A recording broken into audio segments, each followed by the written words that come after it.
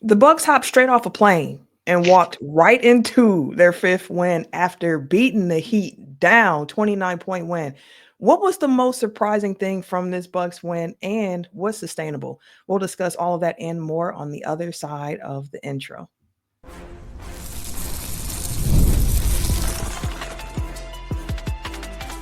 You are Locked On Bucks, your daily Milwaukee Bucks podcast, part of the Locked On Podcast Network, your team every day.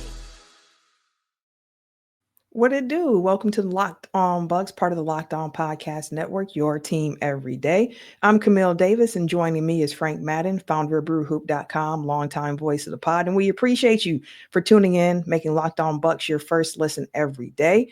We're free and available wherever you get your podcast, as well as on YouTube and in newsletter form. So head over to LockedOnDaily.com and sign up for the Locked On Bucks newsletter if you have not yet done so. You'll get league coverage plus Bucks news in your inbox daily. Plus, from that first whistle to the final drive, FanDuel makes the NFL playoffs even more exciting. Right now, new customers can bet $5 and get $300 in bonus bets if you win your first bet. So visit FanDuel.com to get started. Frank, as I mentioned, fifth win for the Bucks in a row. Fifth straight game scoring at least 120 points. Now, I don't think anyone was really surprised to see the Bucks get off to such a slow start with all the travel logistics that they faced. We know they were snowed in New Orleans. They didn't get to Milwaukee until like 5 p.m., forcing the league to push the game back an hour from a 6:30 tip to a 7:30 tip. And it looked like those Bucks had not touched a basketball since Sunday.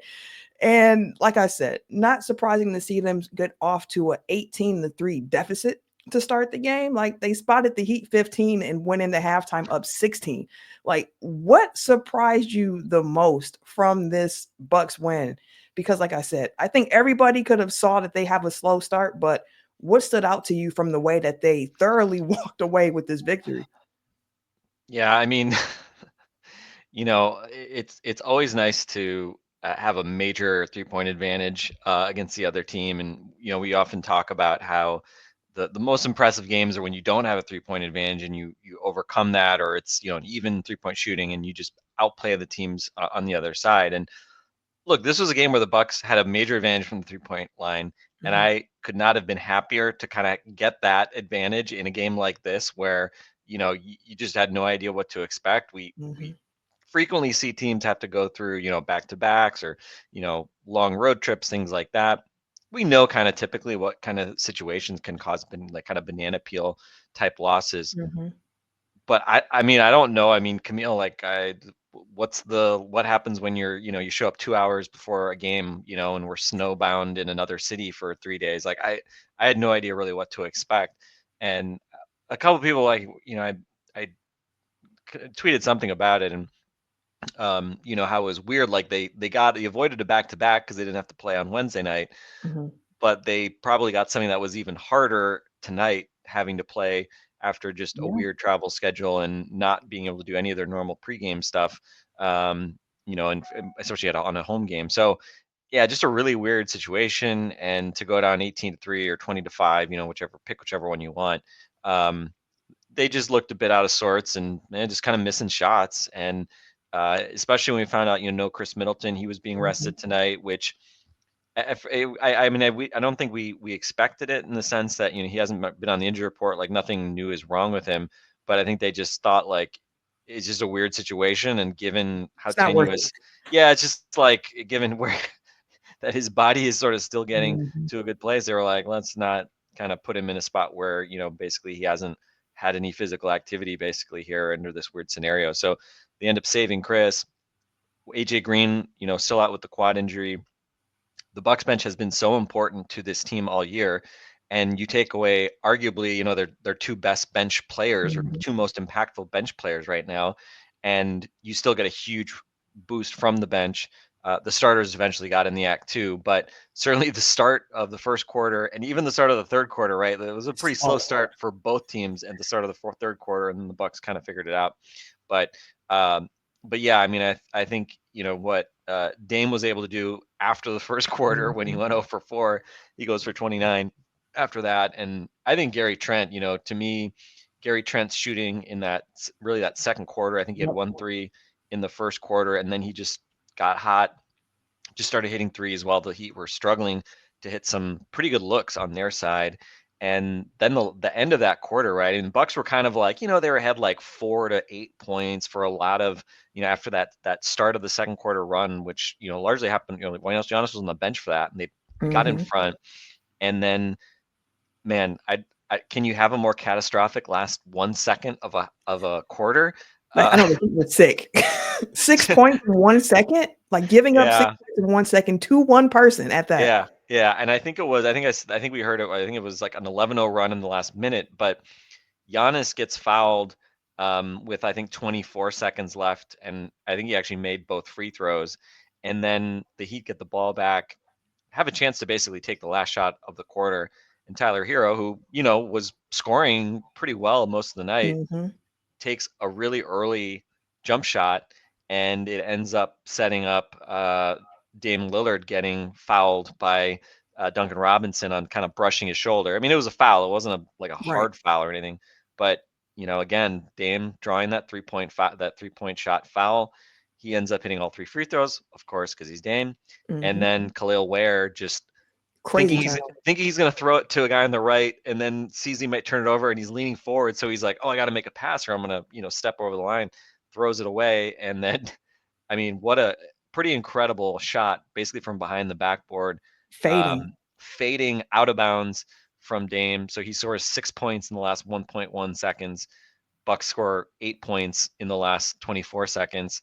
And it went from, a 5-point lead to a 13-point advantage in basically the blink of an eye. And, after that, or sorry, it went from, did they go, was it 16 at halftime? They were up 16 at halftime. Okay, 71-55. That's right. So it went from 8-point lead to 16-point lead in those final 24 seconds. So just kind of a backbreaking sequence for a Heat team that, as you said, I mean, they got a lot of good looks.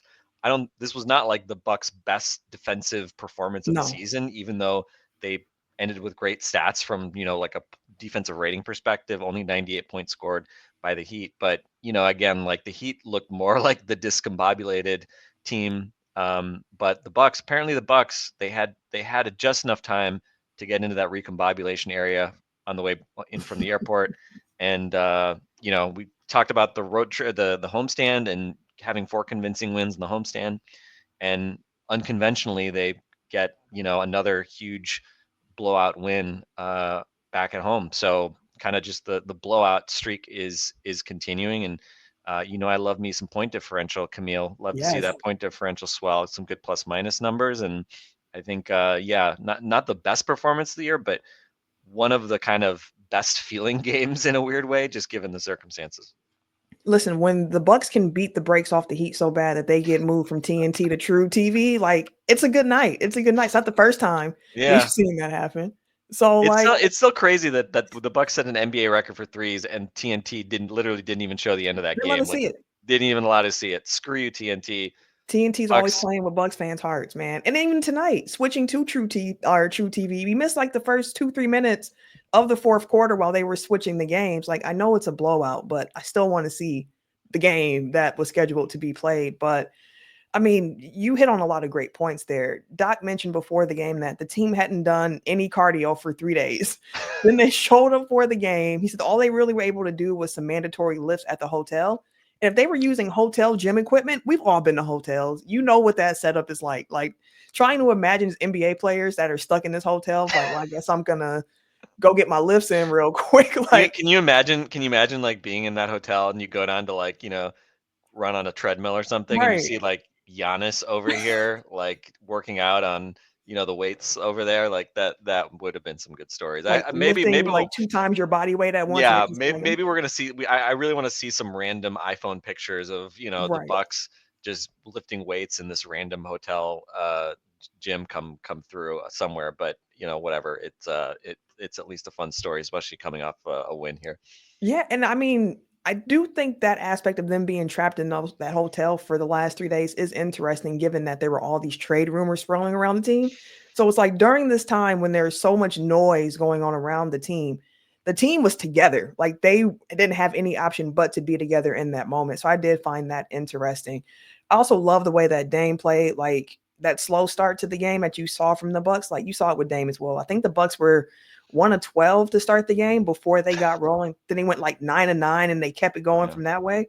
And that was Dame, like finished with a near triple double. Should have been a triple double. They didn't give him the last rebound. They said Brooke Lopez got it. I thought that Dame did enough to secure that triple double, which would have been his first triple double as a Buck. But the scorekeepers are saying it's 29 points, 9 boards, 11 assists officially for Dame. So a near triple double for him. But you also mentioned the bench. And I did think that Gary Trent Jr. played a large role in what they were able to do in this game with no Chris Middleton and no AJ Green was really impressive. And I want to talk about sustainability with what we've seen from the bench coming up after this.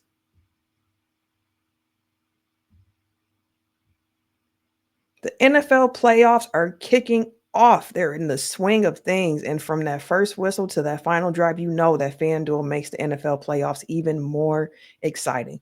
Right now, new customers can bet $5 and you can get $300 in bonus bets if you win that first bet. Again, that's $300 for you to keep the action going. The FanDuel app is so easy to navigate, and the variety of bets keeps every single game exciting. Plus, when you win, you get paid instantly. There is no waiting around for your winnings. And y'all know I like when the money talks quickly. So whether you're betting on your favorite team or you're just looking to add some extra excitement to the playoffs, FanDuel has you covered. Just visit FanDuel.com to join today. Get started with $300 in bonus bets. Again, y'all, $300 in bonus bets. That's at FanDuel.com. So make this playoff season unforgettable with FanDuel, an official sportsbook partner of the NFL.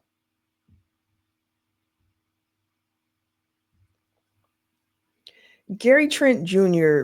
had a huge role in the Bucks' victory tonight. He was a large part of why the Bucks bench had such a great night looking at what they were able to do and produce in this game. And as you mentioned, no Middleton, no AJ Green. The second quarter run that Gary Trent Jr. went on, I thought was a crucial turning point in the game. The Bucks took a lead off of his 3, and then he scored 12 of his 21 points in that second quarter where he shot 4 or 5. And that last attempt didn't really count. He just kind of threw it up. So like he was really pretty much perfect in the second quarter outside of a shot he just threw up. You even had like Ryan Rollins. So even though like the numbers scoring wise for Ryan isn't there, the defense that he played was just really good. Like there was a play in the second quarter that stood out to me when he was switched on Khalil Ware, who I think Ware is going to be somebody. He looks like he's going to be impressive, but Ware caught a lob pass really high near the rim, but he brought the ball back down. Rollins saw it, made a play on the ball, forced a jump ball. The Bucks didn't win that jump ball, but when the Heat recovered it, Brooke blocked it. You know, the blocks and Brooke just coincides with one another. He blocked it, got the Bucks going the other way. They needed like 3 attempts at the 3, but they finally got one to fall and they kept it rolling. But how sustainable do you think that the Bucks bench play is going forward? Because over the last 5 games that they've won, we've seen a real impact from them for this Bucks team. I mean, a lot of this comes down to, I mean, they have a cheat code in the fact that they have Chris Middleton coming off the bench right now, who, you know, is just like the plus minus god of this team. He's number 1 in on-off differential. You know, he's shooting like 60% true shooting, which is obviously good. Yeah.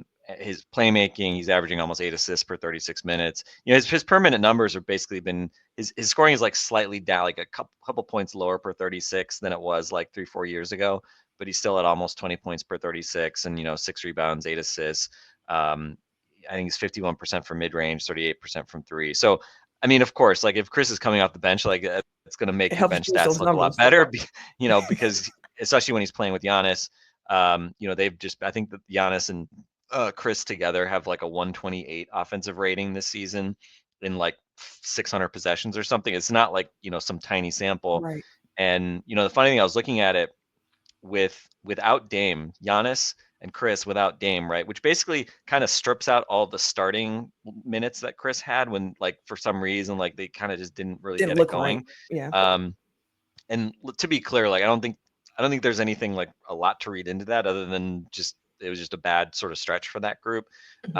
They're now, I think, like +8 that trio like +8 net or something like that. They were weirdly like couldn't score for a few weeks, but Yeah, that's when they were sick too, coming like when Dame and yeah, coming back from the illnesses. exactly. And so so I think if you look at it now, I think Giannis and Chris without Dame, and maybe it's only like 200 possessions or something, but it's like a 147 or 140, 145, I think, offensive rating. I mean, it's just insane. It's like literally like a two-man game is just automatic 2 points with those two guys. Yeah. So that's obviously like just been fantastic, right? And again, like if Chris does go back into the starting five, I mean, you're still going to stagger those guys, and you're still going to see Giannis and Chris playing together without Dame and stuff like that. So the starting thing is a little bit arbitrary, as far as like bench scoring versus starting groups and things like that. But yeah, I mean, I think really what's such a killer is, you have Gary Trent and AJ Green, and it just seems like on any given night, like at least one of those guys is on a heater. Like it seems like very rare that both of those guys have off nights. They're both, I think Gary came into this game like 42% from three. I think I know they he was said low 40s, yeah. low 40. So I mean, he's like over 40%. Obviously, AJ's kind of in a similar spot, and they're both like high volume guys as well. So it's not like they're shooting 42% and they're taking 2 threes a game a lot of these nights. I mean, they're getting shots up, even though they're coming off the bench. So I think those two guys, and then credit to Bobby Portis. I thought Bobby tonight, kind of second half of that first quarter, Brooke goes out. Bobby, I don't know how many points he scored in the first quarter, but like he was scoring. He probably had like 6 or 8 points in the first quarter. I think it And was kind like of, 8, yeah. yeah, he kind of like him and Giannis were kind of propelling them forward when it was just like, okay, can we get to like 10 points? Can we get to 10 points before the end of the quarter? I mean, I think they had like 5 midway through the first quarter. So he was kind of important, I think, just stabilizing them a little bit in the second half of that first quarter. And then Gary hit 1 3. And then, as you said, Gary went on that run in the second quarter. So, Bobby looking a bit more like Bobby from a scoring standpoint has obviously been important. His true shooting, his efficiency still isn't great on the year. It's like just over 54%, which is certainly, well below league average. It's well below what we normally expect from him. But he had such a tough start to the year that, it's obviously been much better over the last couple months. So, yeah, I mean, I think it's just a combination, right? I mean, like you just look at the key guys that are playing, and Bobby's obviously coming around, giving you his normal kind of scoring and rebounding, and then the shooting combination of Trent and AJ Green, and not just the shooting, but shooting plus competent to solid defense. Yeah. And then I think, again, you look at just the other pieces here. We've talked a lot about Ryan Rollins and being that kind of 10th man who can kind of swing in when somebody's not available. He's obviously played really well and just a really solid two-way guy. His like per minute stock numbers are crazy. I think he's over a block and almost 3 steals per 36 minutes. And that play you mentioned against Khalil Ware was kind of a good example, right? He just kind of plays bigger. We've seen him obviously like in transition, right? Like just blocking guys at the rim in transition. So yeah, I think just a lot of guys, aside from Bobby, you just have a lot of guys. Even Chris, obviously, like right now, isn't like a great defensive player, but he's a super smart team defender and offensive player. So I think you just playing guys who just kind of know how to play and play the right way on both ends. I mean, it's just a good combination, and I think they also complement Dame and Giannis, right? Because it's very rare that both of those guys are going to be sitting out at any given time. I think Doc has sort of figured out how his rotations look. And right now it's Giannis basically playing full first quarter, full third quarter, and then basically playing like the second half of both the second and fourth quarters, and Dame kind of basically patching in wherever Giannis is sitting, and obviously still playing with him a lot. So yeah, the bench. I mean, I don't know if there's some magic to it. I think defensively, I think the zone has probably helped I don't know if it's helped the bench more than the starters, but it feels like it's often been the case that they kind of go to it randomly in a quarter when it's like a mixed unit. And I think the zone's been a really nice weapon for them too defensively. And obviously the defensive stats this year, right? I mean, top 10 in defense from this team, like kind of speaks volumes about kind of how far this team has come over the past year on that end. Yeah, it truly does because even when Doc overtook this team at the end of last season, they were, I think, like still like 15th or 16th in defense at that point. I mean, personnel changes over the summer that I definitely do think helped, but a lot of the core that you're seeing for this Bucks team is the same. Dame's still out there. You're still seeing Giannis. You're still seeing Brooke. Brooke, somebody who, last year people were thinking like, is he washed? Is he done? And it was more of like, nah, I think that he needs a little bit more help from his point of attack defenders as well. And you've been seeing that this year. It all just works together. And to the point you made earlier, defensively, I don't even think they had their best defensive game tonight. Like the Heat just started missing some open looks. Duncan Robinson, like he just did not look good throughout the game.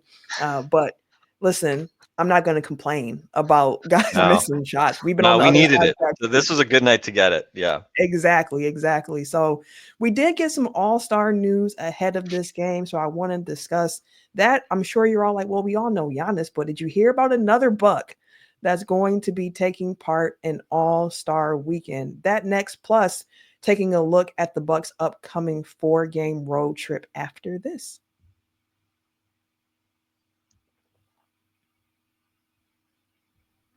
Therapy is a game changer.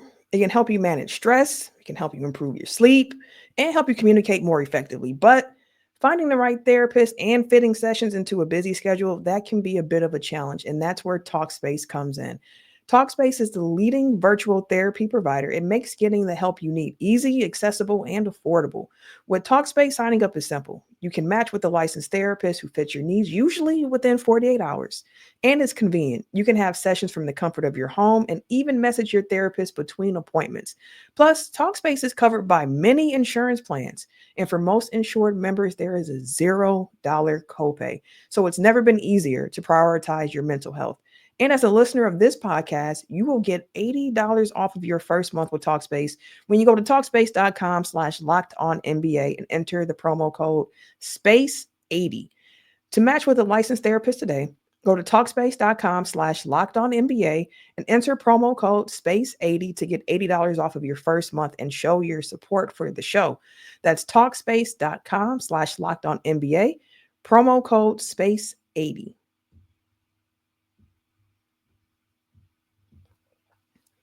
We got some all-star news today. Giannis was named an all-star starter for the ninth time.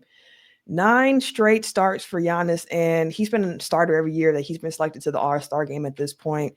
And I just want to take a moment for Bucks fans to have a moment of appreciation because if you think about All-Star starters, All-Stars period, before Giannis, I mean, the last one that the Bucks had was Michael Redd in what the '03 season, somewhere around there, before Giannis came and started setting the precedent of like, this is who I am. I am this level of player. You can expect to see me in the All-Star year in and year out. And it's impressive what he's been able to build as a Buck. So it was expected to see Giannis there, but I think it's important to give him some credit, especially for the play that he has had this year, to the point where Charles Barkley was getting roasted all over the internet for naming Giannis as a reserve on his All-Star team, where it's like, how does that even make sense? But I just want to take a moment to give Giannis that credit because when you don't have a franchise player and Bucks fans who were long suffering remember what those days were like, it changes the equation. So the last 10 years that we've had of Giannis playing at this level has just been really special. Yeah, I mean, like you said, not just making the All-Star team, but being a starter every year. He's the leading vote getter the last 2 years. Yeah.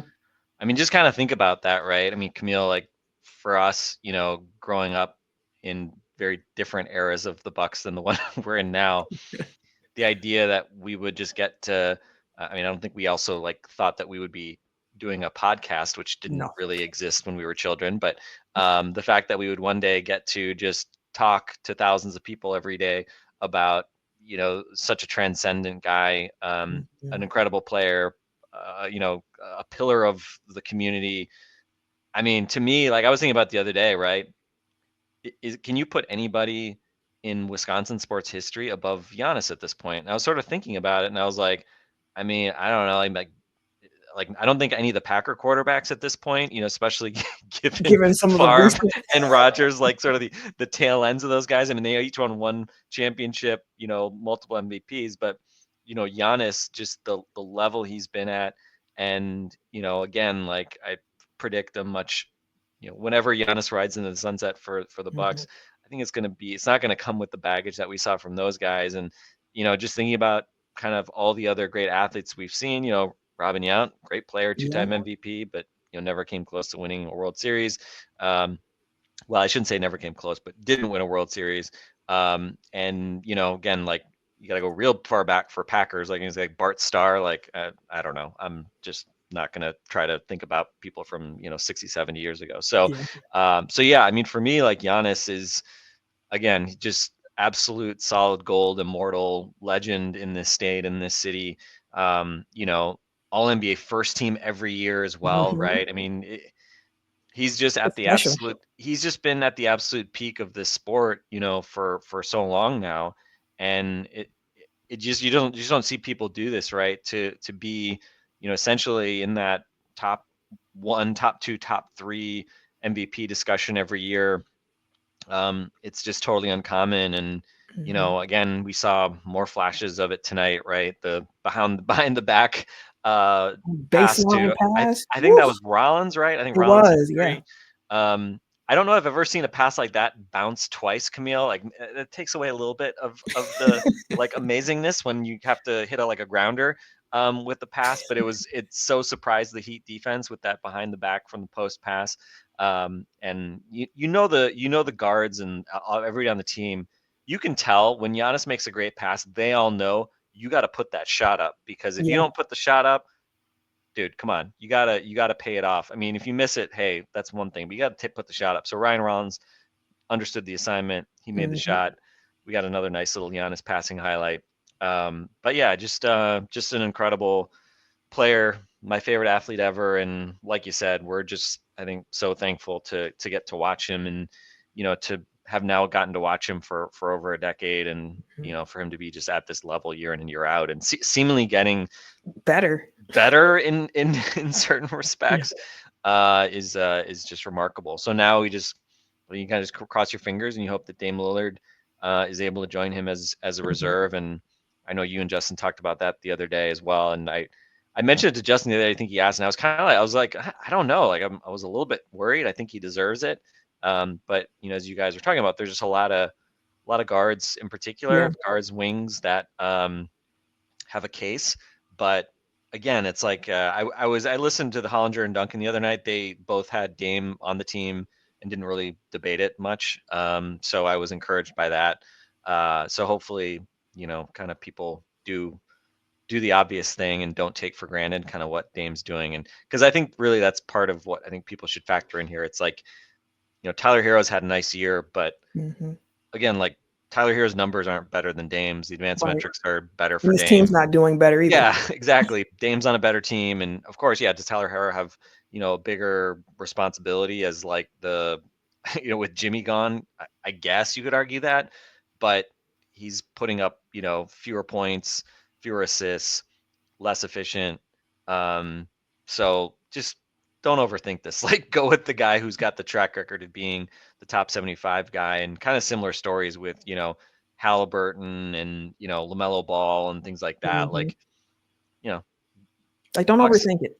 Bucks are pretty good. Like it's not like you're picking two all-stars from, the 9 seed or something like that. So I feel pretty optimistic that the coaches are, going to pick Dame over some of these other guys. Maxi's not going to make it. The Sixers are too bad, and he's kind of numbers haven't actually been that great. So I'm optimistic, and obviously nice if Dame makes a go ahead and make a nice kind of closing statement here over the next Right. Before next those week or coaches hit two. those Yeah, routines. let's exactly like give them plenty to think about in a positive light. And certainly tonight, big credit to him, because super slow start, looked like a guy that just got off a Mhm. plane. And we've seen it at times, not recently, but especially last year, where there were sort of stretches where if he started slow, it was like, oh, it's gonna be it's probably gonna be a longer night for Dame. And even at 34, he's shown like, hey, if he doesn't have it early, Keep he'll kind of shooting. figure out a way. Yeah. And Yeah. I was really impressed too with just the way he was getting to the basket, attacking that left side. Had some left-handed finishes, had some kind of right hand on the left side finishes, which is super important to see, right? That he still got that Mhm. quickness and ability to get to the basket. So, yeah, big ups to Dame, and had that huge fourth quarter the other night. Yeah, he did. Was able to have a little bit more balanced scoring tonight, but had to do it all in the last 3 quarters. Yeah, I think that Dame is going to be an all-star. That's my hope as well. But we did also get news that Andre Jackson Jr. is going to be in the dunk contest. And my question to you as we get ready to wrap up here, Frank, is do you think that Andre will have a better showing than what we saw from a very young Giannis, as well as a Pat Connaughton a few years ago? I think that was like, 5 years ago now for Pat Connaughton. Do you think Andre will do better in the dunk contest than what we saw from Giannis and PC? I think pull up the other, I don't know if you know who else is in the contest off the top of your head, but if you want to, Stephon Castle from the Spurs, Spurs. and then Buzell is from the Bulls, the rookie. And is there any? But there's got to be like a fourth guy, right? I think that's all that's been named at this Oh, point. okay. So it's kind of funny, and I made the joke that Ajax is going to be the first guy to go up for a dunk and then kick it out to Dame in a dunk contest. So my hope is that by being in the dunk contest, he'll like realize that he's really good at dunking and want to dunk the basketball more actually in basketball games and not just pass it out all the time. But Helps open up the game for him a bit yeah, more. exactly. But if you've ever watched highlights of him like in high school, it's funny like to watch those and then to think of the player he is now, who's sort of like afraid to like dribble and attack the rim in a lot of ways. Like obviously he has had especially some amazing tip dunks, especially the one in Sacramento is like one of the Yeah, highest. Like I don't has anybody ever gotten higher in a I've never basketball seen game? it. I don't know. So he's a guy that he does a couple things that is super impressive. First off, he can dunk off 1 or 2 feet, so that's a very helpful skill to have. Some people are 2-footed dunkers. They have to kind of stop, gather, Not the and Marjan. go up. Yeah. Yeah, exactly. Guys that can do that and go off 1 foot and jump from, far away. That is a very valuable skill to have as a dunker. And then he also can really just like cock it back behind his head and dunk with real power. So if you watch highlights of him like doing kind of like open court dunks in high school and stuff like that, like there is like an artistry and just like a power to the way that he dunks, which we haven't seen necessarily a ton in the NBA level. So I think he's a bit of a dark horse. And I look at Pat. Pat, I thought had a really creative Yeah, like arsenal of dunks, right? And arguably got kind of screwed I in the thought he dunk did myself. contest. Yep. Yeah. So I hope Pat works with Andre, gives us some ideas. Hope they brainstorm some like cool stuff to do. He's gonna have Dame and Giannis there, so he can figure out like how to use them potentially as props. But yeah, so my hope is that Andre can maybe he can win it. Hopefully he'll put up a good showing. Hopefully he won't, back iron his first dunk or something like hopefully he doesn't kind of get stuck with something like that. And he's able to kind of show what kind of, nuclear athleticism he has, because certainly the athleticism and, just some of the artistry, I think we've seen hints of it when you watch some of his highlights. So now it's just a matter of doing it on the floor. Yeah, it's about finding the right dunks that can emphasize what you do well. So, like for Andre, I want to see dunks that showcase that vert and the power that he has when he dunks. But I think, like you, I think he could be a dark horse to win the whole thing, especially with the names that we currently have known as other competitors in this dunk contest. But there's not much rest for the Bucks. They hop right back on a plane tomorrow to head out for a 4-game West Coast road trip. Next games for the Bucks, just for everyone to be aware of: Saturday against the Clippers, Monday against the Jazz, Tuesday against the Blazers, Friday against the Spurs before they come back home to kick off February against the Grizzlies. So the Bucks have a lot of games left to end this month. A lot of games heading into All-Star break. Should be a fun one. So make sure you guys are keeping it locked into Locked On Bucks. We'll have you covered next week, Monday, probably talking about that Clippers game and getting you ready for the Jazz game to kick off the week. So for Frank and myself, we wish you the best. Enjoy your weekend, everybody.